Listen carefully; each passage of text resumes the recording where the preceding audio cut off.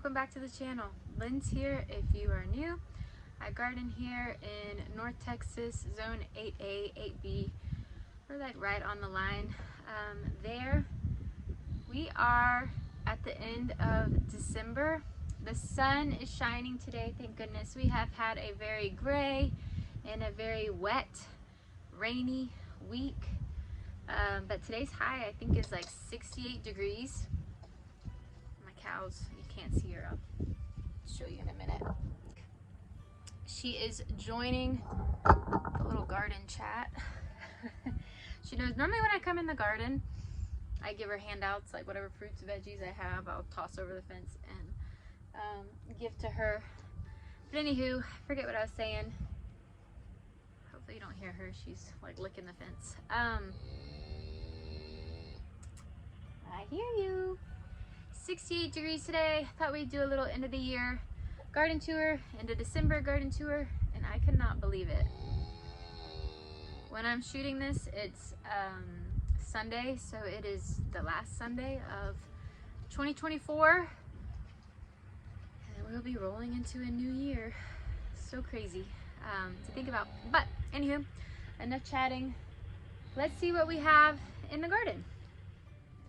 Well, real quick, before we go anywhere, I have a beautiful rainbow Swiss chard right beside me. The sun just got so bright when I started to talk. But I love it so much. Ugh, I need all the vitamin D. Anyways, this is a year-old plant. I actually planted it probably this time last year. And I didn't cover it or anything, but it survived last year's winter. I had removed some of the like outside leaves because I'm sure those were pretty bitter at this point, but all the inside leaves I've been harvesting and collecting, and they've been great. So this 4x10 is really going to be my production bed this winter. I have a beautiful kale. Again, this kale is from last year, but just removing the outside leaves and really been harvesting from the center, and it's been absolutely delicious. Been making lots of soups with this kale. This is some broccoli. It's a little bit behind broccoli that I have in the ground. I'll show you that here in a little bit. My turnip, that will get harvested here soon. You might have saw my short. It is absolutely massive. And then some lettuces that's actually being shadowed out. Man, we had huge rains yesterday, so darn. My baby lettuce is looking a little rough. I like to just do like a salad blend. I see it in my gardener botanical interest in Springfield, so it gives me a little diversity in my lettuce. This was a row of spinach that I had. Again, it's small. It got pummeled here, you see, by the rain, but here are the true leaves of spinach coming on, and these were just a little start. Carrots, again, not much to show, and I'm gonna have to come through and thin out here in a little bit. I hear a bee. But this was my row of carrots, and then just a few baby kale on the last row. So you've heard me mention that we've had such mild winters. So yes, my peppers and my eggplants like died back, but now they're trying to like come back to life. I'm like, oh my goodness. So let me show you the new leaf growth on these eggplants. So this is probably the best example here. I think this was a Rosita eggplant, and they've all, though this one looks like something's been eating the leaves. This one over here as well, eggplants. And then my daffodils are starting to come up, so that's exciting. I planted 50 of these, not all in here. This is just one of the grow bags that I have placed around the garden.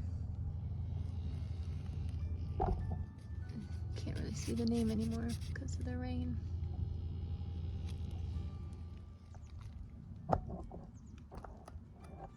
Isn't that incredible?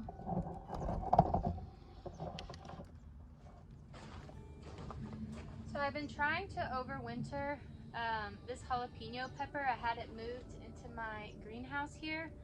I did notice quite a few aphids on the buds, so I did like kick it out because I didn't want the aphids to get into my flowers.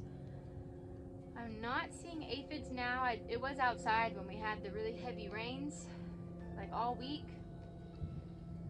So I think it's okay. I'm gonna keep it outside while we're not below freezing. But if we get below freezing, I'll try and move it back in. Hopefully we don't get any more aphids. That might be one. I was trying to look here. But I was trying to think too, I was like, where do aphids come from? Like, why are aphids a thing?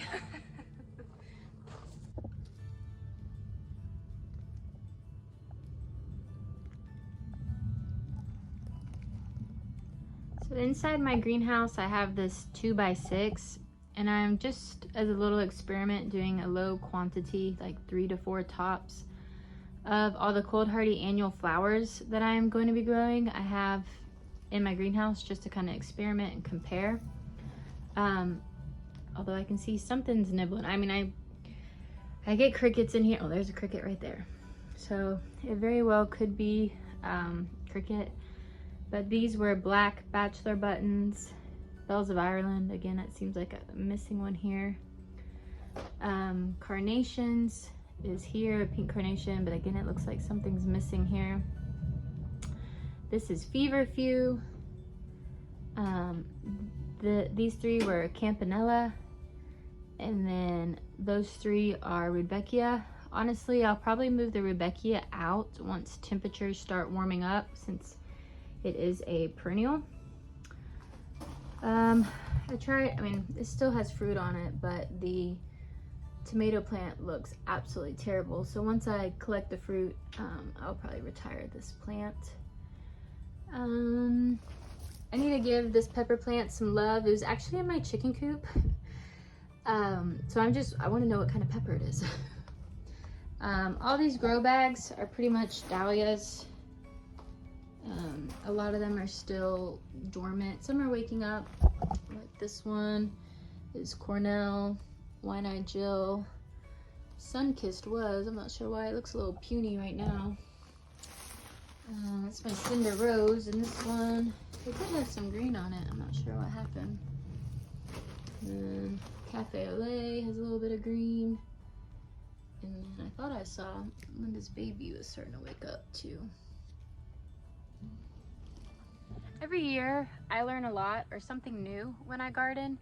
In 2024, probably what I learned the most was just, and it might sound silly, but like the awareness of sun and the heat that we get here in Texas, where I live. So I am ripping up a lot of the landscape fabric that I had down. I actually started taking out some in 2024 because my plants were getting cooked, especially now trying to get into flower farming and just experiencing that for the first year last year. What I did plant, I mean, zinnias and celosia, they were fine, like they did well, but I think they would even do better if I took the landscape fabric out. So I plan on taking all this landscape fabric out on the side of the greenhouse. There's some like right here you can't see. I'm gonna take that out as well. Add more compost, really focus on building the soil. But there's like 3 rows, so I would like to just aesthetically make this space more beautiful, and then out there I'll have more cut flower production, but I'll have probably like greenery in the back, or honestly I'm probably gonna have a bunch of celosia that comes up in the summertime. So it might be like celosia, zinnias, and then gomphrena in the front. I think that would be really beautiful in the summertime. But we'll see, who knows. But probably a lesson learned in 2024 was just the awareness of the sun and the heat, which sounds silly, but triple digits is rough, especially with no rain. We are now stepping into my pride and joy, and that is my broccoli. I am getting so excited about my broccoli. If you've watched any of my past episodes, you know I've struggled with fall crops. I try and do the Brussels sprouts, broccoli, cauliflower, cabbage.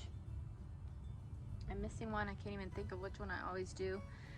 but I seem to always like fail ultimately, or like really struggle, because I'm just trying to do too much and learn, I think, too much at one time. And this year I really wanted to focus on one crop and be successful at it, and so I chose broccoli this year. I do not have any florets yet, but this is probably, I don't know if you can see better, we'll zoom in a minute, the largest, biggest, I don't know what's proper, they've ever looked. And now I'm just waiting and hoping. I'm like, yeah, give me some florets, please. They're two different varieties. One is supposed to be like a big head of broccoli, and one it takes less days to mature, and I think it's more heat tolerant. Sorry, I don't know if you hear that noise. My husband Oscar is trying to fix the driveway, so he's getting more crushed concrete, I think is what it's called. Concrete base, I don't know. Maybe crushed concrete. And anyway, spreading it out on the driveway, so that is what you hear. But the one that's more heat tolerant, takes less days to mature, I think it's more like side shoots and not gonna give me necessarily a large giant flower head, floret head, broccoli head. Aren't they so lovely? Hopefully soon I'll get some florets coming out of the middle. So this is my row of cool hardy annuals that I am starting this winter.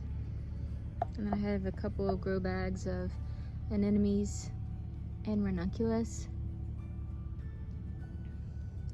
I'll be honest though, this row right now honestly seems to be struggling a little bit, and I'm trying to stay positive, but I'm also like kind of worried because I want to have flowers in March, and I don't know if that's gonna happen.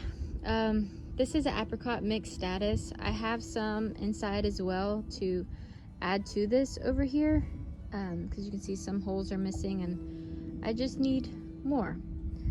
Same with the snapdragons. There was actually more. I'm not sure what's going on, but maybe it's because of the rain. I'm not really sure. If you have experience with snapdragons, let me know. But like some of them are just wilting. There's one over here as well that's just wilting. Here it is. Well, behind it, there it is. But I'm not exactly sure what's going on with my snapdragons. This was a Potomac mix. So the only thing, there's an airplane flying above. The only thing about having my flowers over here is, yes, it's gonna be beautiful, but it's also like free reign for the bunnies. So something started coming in here. I had so many black bachelor buttons like planted all along the back and coming in the front, and probably half are gone. So that's very disappointing. I did kind of just add this like little bit of fencing that I had used for my chickens to try and deter them, and it seems to be helping a little bit, but unfortunately I lost quite a bit. My anemones are popping up like crazy, which is like, I think I'm 20 for 20. I just did a little trial patch and only bought like 20 corms or 20 bulbs, whatever it's called, and I think they're all popping up because I also put some in the grow bags that you saw. My ranunculus are starting to come up like this since we've had the rain. This is new, but I think I've seen probably like 7 or so ranunculus, so hopefully I get more ranunculus. This was the black bachelor buttons again. It's about half.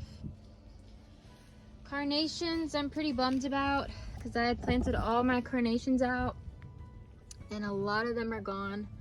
That's what was here.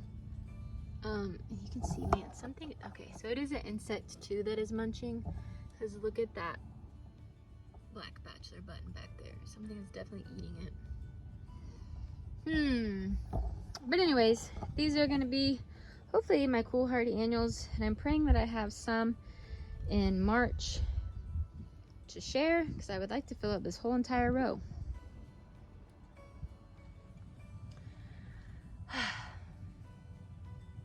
2024 was good, both in the garden and just life in general.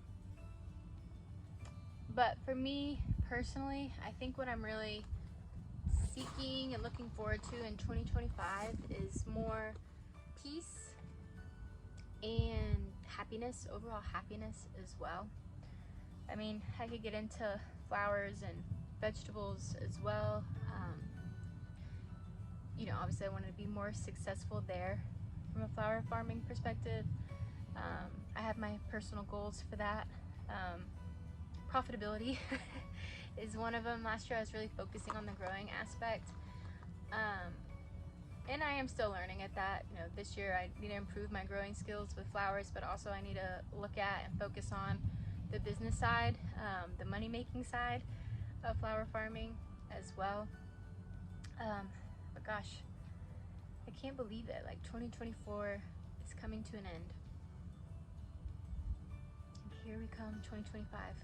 I hope you guys have such a great end of your 2024. You're safe on New Year's Eve. And just have a wonderful, peaceful, whatever you're searching for, I hope you find it in 2025. Thank you guys so much for watching, and all my new subscribers. It truly means the world to me. And I'm so thankful. But if I can do it, so can you. Until next time. Bye, friends.